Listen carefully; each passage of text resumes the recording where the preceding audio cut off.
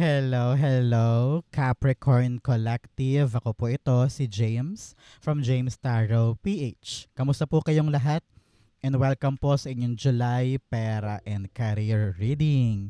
Ano po naghihintay sa inyo sa larangan ng pera, kaching-kaching, negosyo, trabaho, or projects? Alamin po natin. But first, alam mo na ang drill. Kung meron kang one question, hawakan mo yan. Sa dulo po, atin po yung babasahin by using these cards. Okay, let's begin. Holy Spirit, Spirit guides, guide us for today. Inhale and exhale. Your cards for the month. Ooh, nice, nice, nice. Siya nga pala mga mahal kong Capricorn, maraming salamat po sa lahat po ng mga hindi nag-i-skip ng ads ha. Malaking tulong po sa akin yan sa tuwing meron po tayong libreng reading. Okay? So mga Capricorn, sa mga new subscribers natin, welcome po sa ating channel. Hello, hello, hello. Naway nag-enjoy po kayo ng ating reading for today. And i-share nyo rin po tong video natin para po marami pang makapanood. Okay po? And thank you sa tulong ninyo. Huwag po kayo mag-skip ng ads. Salamat po. So, in the background of your reading, meron kang the Four of Pentacles. Meron kang dalawang 4 here. 4-4 is angel number of protection. Kayo po'y ligtas, safe, with you and your family. Kaya wala kang dapat ipag-alala this month. Okay? So, with the Four of Pentacles, ramdam ng yung spirit guides na ikaw ay nag-iisip tungkol sa stability ng family. Pambayad sa bahay, sa upa, sa pagkain, sa utang, sa pang-grocery, sa mga anak, di ba? Or meron kang inaasikasong negosyo at gusto mo yung maging stable. Sabi dito, panahon na for you, Capricorn, to really open yourself. Masyado kang takot gumalaw.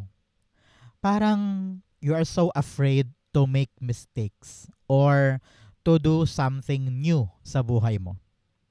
Panahon to para maging matapang ka na sumubok na iba't ibang bagay para makita mo kung ano ba talaga yung para sa'yo. Kasi kung nakahalok-kip-kip ka lang dyan, takot kang sumubok, walang mangyayari, walang pag-andar, walang growth. So time na to for you to open yourself to possibility. Okay? Especially here in your core energy, meron kang the Seven of Pentacles. Ramdam ko dito, Capricorn, yung labis-labis mong kalungkutan or pagkadismaya sa paghihintay.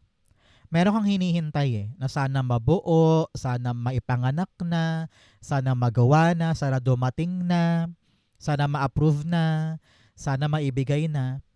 Pero sabi dito, you've been waiting for something na parang, teka, sinasayang kong oras ko dito. Panahon na for you to be active again at hanapin kung saan ka productive, kung saan ka merong mapapala, kung saan ka magiging stable. Pero dahil nasanay ka na dito, kakahintay, kahit naman walang nangyayari, kahit parang wala ka napapala, nakaupo ka lang doon. Everyday ginagawa mo, without anticipation, without expectations, without changes, di ba? So ngayon, panahon na para makita mo na parang, parang paulit-ulit lang. Parang eto lang din araw-araw. And you're thinking, meron pa bang higit pa dito? Meron pa bang much better pa dito? So, open yourself and do not wait for something na alam mong parang tagilid na. No? Panahon na to for you to change direction or find something new. Seven of Pentacles, the Eight of Cups. Yes. Tingnan mo naman yung action ni Eight. Handa na siyang umalis kasi hindi na siya masaya. Hindi na siya kontento. Parang, sabi ko nga kanina, ang pinaka-best describer dito ay para kang nagsayang ng oras. Nagsayang ka ng laway, nagsayang ka ng panahon, nagsayang ka ng pera sa kanya. You're waiting for this na magbago o magkaroon ng magandang bunga. Pero alam mo, tagilid na at hindi ka na masaya So, walk away. Do not wait for someone to save you or for someone to help you. You have the power to change your life. Kaya huwag ka nang magpakulong sa mga bagay-bagay na yan. Take a risk, venture forward, at hanapin mo talaga yung para sa'yo. Okay? So, mga Capricorn, ano ba yung mga pera and career wish mo na gusto mong maganap ngayon, gusto mong matupad ngayon? Comment down below. I-manifest natin yan sabay-sabay. Alam mo, marami na nag-comment sa akin na nung nag-comment sila ng kanilang wish na tupad. So, gawin mo din. It will happen to you. Okay? In the area of what you need to focus on, meron kang the Page of Wands. Merong bago. Maaring bagong lugar, bagong trabaho, bagong pagkakakitaan, or bagong sideline na parang, uy, promising to. Parang na-excite ka bigla. Parang sabi mo, gusto ko tong itry, gusto ko tong gawin. Subukan mo. Huwag kang umatras. No? Huwag mong i-overprotect ang sarili mo para sa mga bagong bagay. There is only one way but to move and chase other things. 'Di ba? Kung takot ka na or pagod ka na mag-try, diyan ka lang matatalo. Pero hanggat ready kang sumubok ng mga bagong bagay, maaring yan pala yung para sa'yo para magtagumpay ka na. Hindi ko alam pero nakakita ako ng parlor. Meron ba sa inyo nagbabalak sumubok mag-parlor or salon or mani and pedi or beautification, makeup, ganyan, stylist, parang ganyan. Meron kang bagong itatry at sabi mo, uy, kikita ako dito. Parang ganyan. Okay? So, try mo lang, subukan mo lang, tignan mo lang. Page of Wands, the Seven of Swords. Narinig ko dito na parang meron kang inhibitions because dati, noon, parang naloko ka na, no? Or inisahan ka or parang merong mga tao sa buhay mo ang hindi mapagkakatiwalaan. Kaya ngayon nasusubok ka, medyo ilang ka. Parang gagawin ko ba to? Parang di ko ata kaya. Kasi nga iniisip mo baka lokohin ka ulit, baka isahan ka ulit, baka meron ka na namang bagong empleyado na gano'n na naman ang ugali, or meron ka na namang bagong pupuntahan na trabaho, baka gano'n na naman yung boss, no? You're thinking many of things because of your experience before. Sabi dito, ang pagkatiwalaan mo sarili mo. Yun ang kapitan mo, yun ang asahan mo. Kaya huwag ka nang matakot sa mga kakaharapin mo. Hanggat kaya mong bumangon, kaya mong lumaban, kaya mong suungin, huwag kang matakot sa ibang tao. Pagkatiwalaan ng sarili, do your best, focus ka lang dito, kayang-kaya mo yan. Okay? So, Capricorn, ano ba yung mga childhood dream job mo? Yung dati nung bata ka, akala mo yun ang trabahong tutumbukin mo versus ano yung trabaho mo ngayon? Magkaiba ba? Nasunod ba yon or malayong malayo? Halimbawa, ikaw ay nangangarap dati na maging doktor, pero ngayon ikaw ay teacher sa college, ganyan. So ano yung pagkakaiba? Comment down below. In the area of what you need, meron kang the Six of Cups. Kailangan mo ngayon ma-secured na yung gagawin mo ay talagang para sa'yo. Parang meron kang chance encounter this month. Parang meron kang mamimit someone from the past. Halimbawa, ikaw ay naglalakad sa mall, bigla mong mamimit yung college friend mo or kaklase mo ng high school. Tapos, syempre, catch up kayo. Tapos sabi niya, uy, meron akong magandang trabaho dito. Sama ka. So, this person from the past will help you with an opportunity. No? So, kapag meron ka bigla-biglang makikita, huwag kang umiwas. Kausapin mo siya, maaring meron siyang dulot sa'yo ng magandang biyaya. Okay? Kung meron din daw po mga conflict sa family, conflict sa work, or conflict sa trabaho, sa negosyo, kailangan magbati-bati, kailangan walang nega, walang mabigat, walang away-away. Okay? Matutong umunawa, reconciliation, mapagbigay ka dapat, at kailangan malawak ang iyong pag-intindi. Okay? Six of Cups, the Nine of Swords. Alam mo, sabi rin dito, meron kang mga pinoproblema from the past na dala-dala mo pa rin hanggang ngayon. Sabi, naku, i-let go na yan. Bakit ba dinadala mo pa yan? Bakit ba yakap-yakap mo pa rin yan? Yaan ang nagpapaantala sa'yo. Iniisip mo, bakit hindi ako makaabante? Bakit hindi ako maka-forward? Dahil marami ka pa rin kinikim-kim from the past. Okay? So, i-let go mo yan. Kung nalugi ka man noon, pinahirapan ka noon, na politika ka sa trabaho noon, i-let go mo yun. Tapos na yun. Now, move on. Huwag mo na siyang ihalo pa sa buhay mo ngayon. Okay? Kung meron ka mga conflict away sa trabaho, sa kaeskwela or kaibigan or kapamilya, magbati-bati na para iwas problema, iwas issue. Okay? In the area of what's affecting your current energy, meron kang the judgment card. Yes, talaga namang na-realize mo na, nagising ka na, meron ka ng naliwanagan pagdating sa mga bagay-bagay na hinihintay mo. Parang, 2 years na ako naghihintay sa kanya para sa kanyang offer. Siguro nga bitawan ko na, alis na ako dito. Yung kaya 5 years na ako sa trabahong ito, walang bayad yung overtime, tapos never akong na-promote, never ako na regular. So, kailangan ko nang hanapin yung para sa akin talaga. You are now realizing the truth. At kapag na-realize mo yan, tumayo ka, actionan mo, baguhin mo yung direksyon ng buhay mo. Huwag mong sayangin dito. Walk away and find your destined path. Okay? Judgment card, meron kang the Two of Cups. Sabi dito kung ano man tong realization mo, kausapin mo yung taong yan na involved dito. Okay? Example, sa iyong trabaho ngayon, example lang to example lang. Sa trabaho mo ngayon, na-figure out mo na never ka palang nagkaroon ng chance para sa promotion. Pinaasa ka lang for a very, very long time. And then, ang liit-liit ng sweldo. And you realize na parang nung kinausap mo si boss na, boss, kailan ba ako mapopromote? O kaya pagtaas ang sweldo? Tapos na-feel mo na parang, disposable lang ako. Parang hindi pala niya ako vina-value. Yung realization na yan, sa pag-uusap na yan, magigising ka. Na parang, ayoko na maghintay dito, ayoko na magtiyaga dito. I'm walking away because I will find what is better for me. Parang ganon.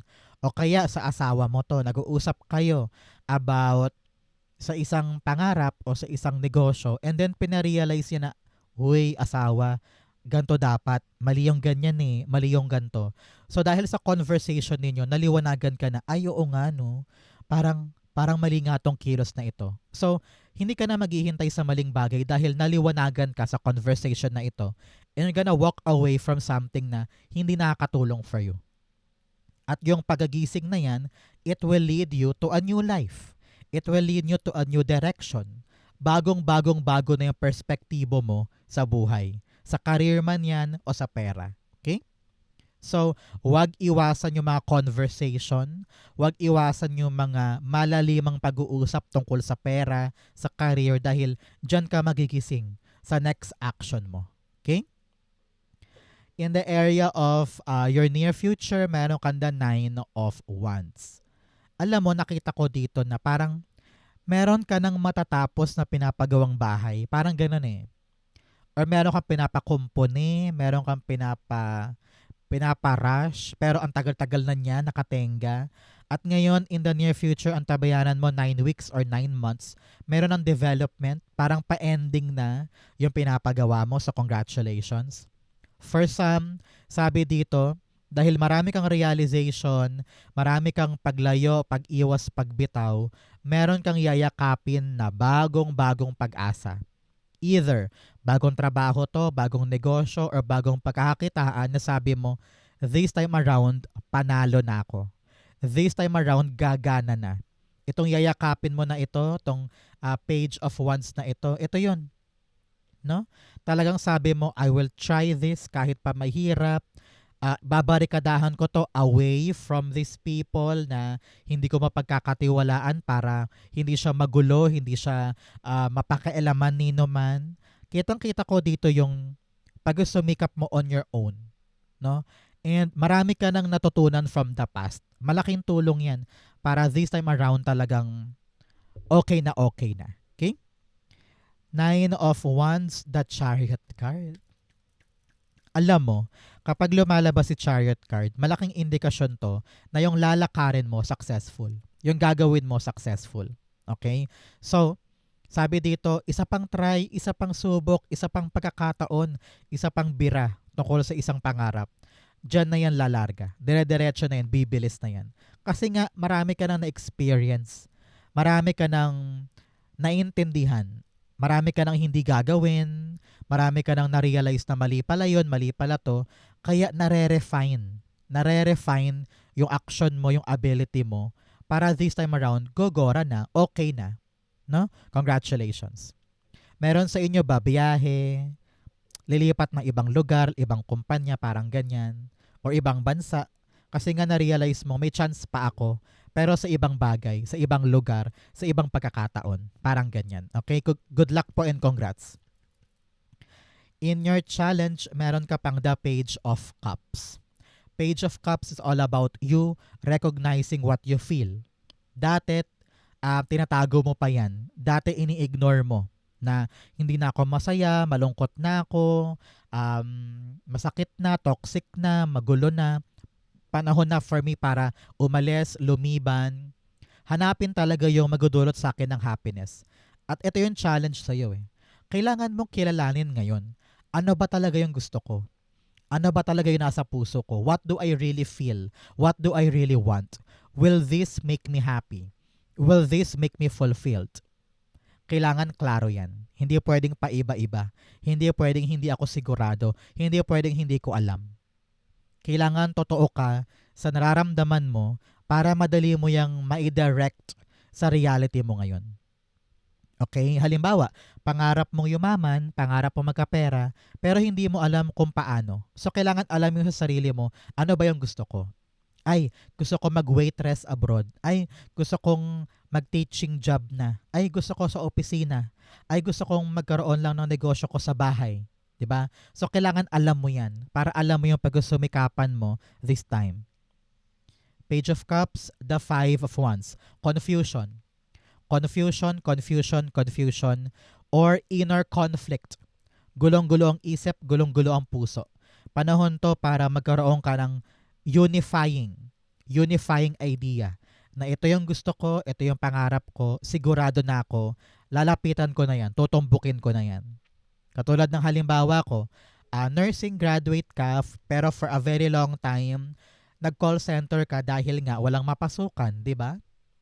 Pero ngayon, parang hindi ka na masaya, sabi mo parang paulit-ulit lang every week, every month, every year, never ako na-promote, tapos toxic na yung workplace. Tapos sa puso mo, you're asking, ano ba yung gusto ko? Babalik ba ako sa nursing job pero ang tagal na, wala pa akong experience.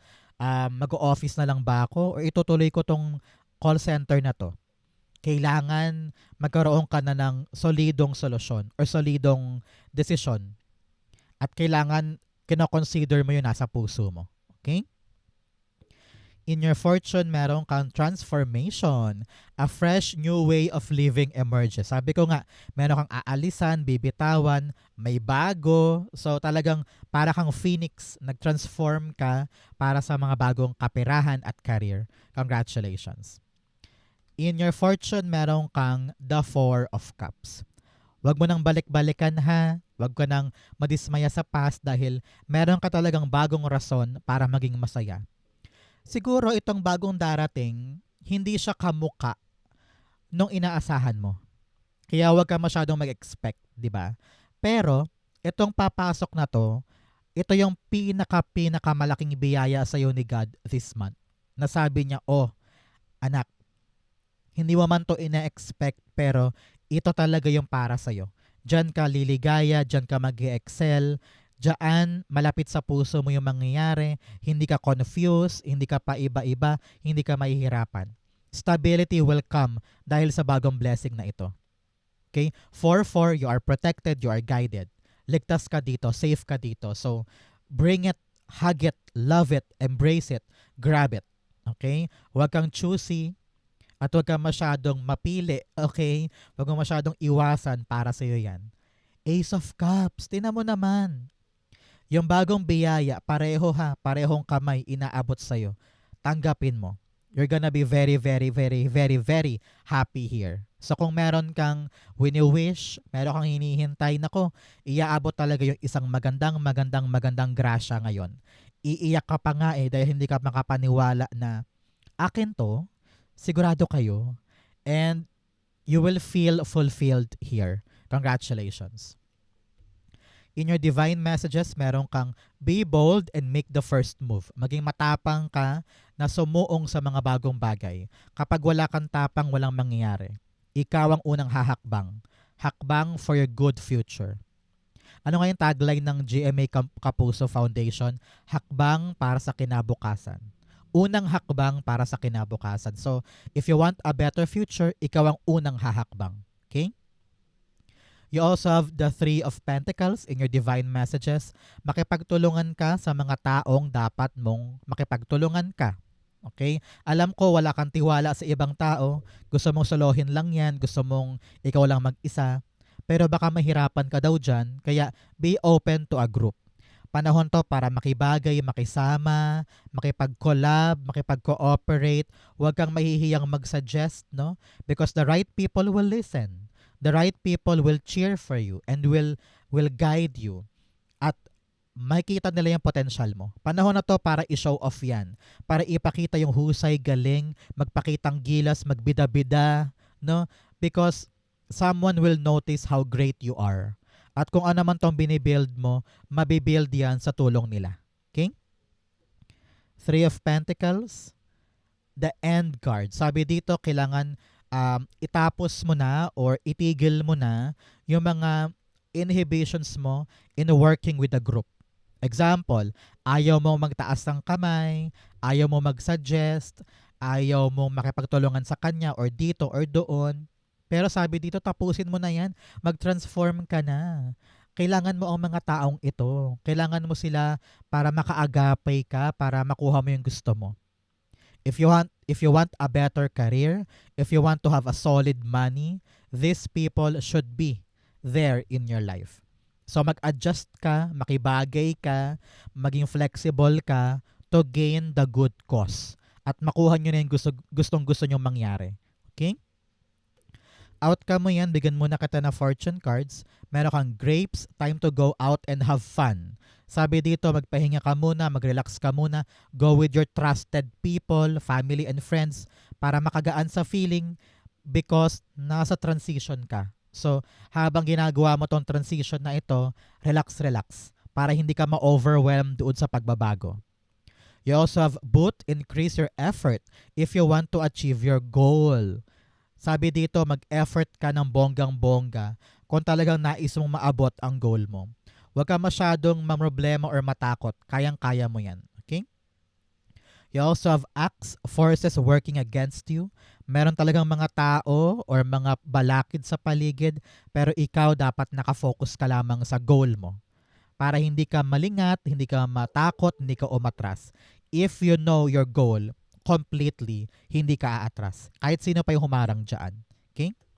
You also have a woman, meron daw pong babae sa buhay mo, maaaring siya yung hadlang o siya yung babalakid dyan. So make sure nakausapin siya kung family member or karelasyon. Pero sabi dito, may concern sa kanya, kausapin mo. Maybe paliwanagan mo siya. Okay? Ang outcome ni Capricorn for July Pera and Career, the Star card. Star card, sabi dito, bilang malaking paalala, huwag kang mapapagod na abutin ang pangarap mo.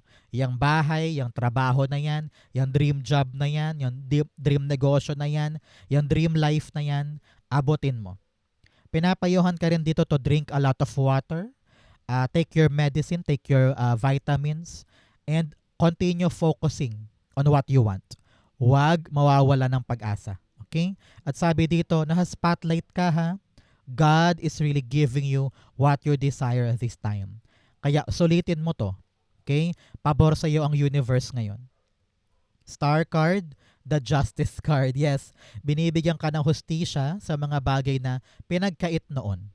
Pangarap mo to pero parang ngayong July, may mangyayari na pabor sa kanya. Unti-unti, yung may hirap dumadali, yung mabagal bumibilis, yung akala mo bokya ka pero biglang may pahabol para sa'yo pala. So, yung hustisya nandyan. Kaya ngayon, may milagro May milagro na para bagang Akala ko talo na, biglang boom, akin pala. So congratulations, okay? So Capricorn, tayo na sa yung isang tanong, isang sagot. Pumikit ka na ngayon, isipin mo yung one question mo. Inhale and exhale the answer to your question. You have Seven of Swords, the Three of Wands, and the Devil card. Interesting. At the bottom, meron kang the Three of Cups. Okay. Sabi dito ng yung spirit guides, I don't know why, hindi ko alam kung anong question mo ha, pero there are people around you that you cannot be trusted to. No? Parang lumayo-layo ka daw sa mga maling tao, Capricorn, especially if they are influencing you about your question. Parang yung tanong mo, may mga taong involved dyan na hindi mo dapat pagkatiwalaan or hindi mo dapat lapitan or hingaan ng suggestion or hindi dapat sila yung mag-dictate sa'yo ng dapat mong gawin. Meron kang dapat bagong strategy, bagong paraan. Lumaya ka sa mga maling tao. Lumaya ka sa maling influence sa'yo. No? And make sure na ikaw ay talagang gogora. Gogora tungkol sa isang bagay para sa future mo. Ramdam ko na merong humaharang dyan sa question mo eh. And these people are very, very manipulative, very, very controlling. Sabi ng yung spirit guides, iwas tayo dyan, layo tayo, hanap tayo ng ibang ruta, hanap tayo ng ibang malalapitan, hanap tayo ng ibang gagawin tungkol sa question mo. And meron ka namang pupuntahan eh, meron namang mangyayari. Makakarinig ka ng confirmation or sagot or konkretong mapanghahawakan para makalarga ka. No? Pero ngayon talaga pinapayuhan ka na get out of a system, get out of the grip ng mga maling taong ito. Because nakita ko na nandyan lang sila pag masaya ka, pero kapag seryosohang bagay na parang ang hirap nilang lapitan. So doon pa lang marirealize mo na I'm in the wrong company. I'm with the wrong people. So ngayon let's strategize new things at pumunta tayo, sumugod tayo sa mga bagay na magpapabago sa atin. So, yung question mo very tricky, no? And the answer to your question is really a no. Parang this is a wrong place, a wrong people, a wrong company, a wrong way of living. Parang ganun eh. At nakita ko dito na parang run, Capricorn, run. Meron kang dapat ibang puntahan or ibang strategy, meron pang bago naghihintay para sa iyo eh. At dito kasi, parang these people are really gonna be a headache for you. Parang ganun, no? So the answer is no for now. Okay? Make sure na ikaw ay maingat, ikaw ay aware ka sa paligid mo para alam mo yung dapat mong iwasan para makatungo ka na sa para sa iyo talaga. Parang wake up call ito. Wake up call for something better. Okay? Good luck po Capricorn, kaya mo yan. So, ito po yung isang tanong, isang sagot ninyo. Ganon din po ang inyong July Pera and Career. Sa po kayo naka-resonate, comment below, babasahin ko po yan. Thank you Holy Spirit, Spirit Guides for the clarity for today. Thank you po for watching hanggang dulo. I love you. This has been James for James Tarot PH. God bless everybody.